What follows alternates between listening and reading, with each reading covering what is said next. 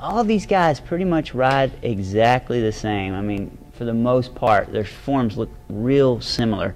I mean, you'll see a little bit of difference, but most of that is with the size of the rider. This is the biggest variances come from. For the most part, they all look really, really similar. These top-notch MotoGP riders do. You'll see a lot of variances when you go to World Superbike. They're having to fight to turn theirs a little bit more, though, generally, aren't they? Well, I think theirs like both things, right? I think what I'm more or less talking about is just their riding form. Those guys, you know, they're really good at going fast and stuff, but they're not at this level, you know. Right. And I mean, a lot of the top guys are really good there, but for instance, you have the guys that were here that didn't quite make it here, that dropped back down to World Superbike, right?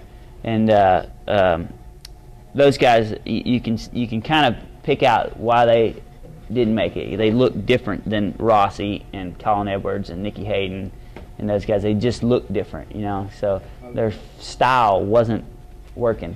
I haven't read an article on the speeds in this game or what magazine it was, and he essentially mentioned how he had to use everything he could to get bikes to turn in AMA. Mm-hmm. He said when he got to GP, it seemed like they were turning much easier. Yeah. You know, but I don't know. Right. I'd love to be able to ride one and find out myself. Yeah. Right. They aren't right. letting me, you know. Right.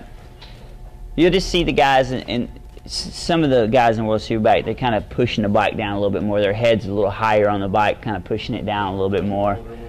The older riders, yeah, you know, Bayless and Corser do that a lot. Bayless actually got the last 3 years. He got pretty good at getting down over here. You know, you could tell that he'd been working on it a little bit, because earlier he was kind of twisted and he's pushing the bike down the whole time. But now he's kind of more like this. He still kind of does it going into the corner, which is okay going in because you're getting the thing to change directions. But one thing I always saw he had a problem with was he never really set up for the corner soon enough. And that's why if you saw him crash, most of the time he crashed going into the corner. He'd wait till he got into the corner because he'd kind of go in like this, and then right as he was about here, he'd go boom, flick his knee out, right?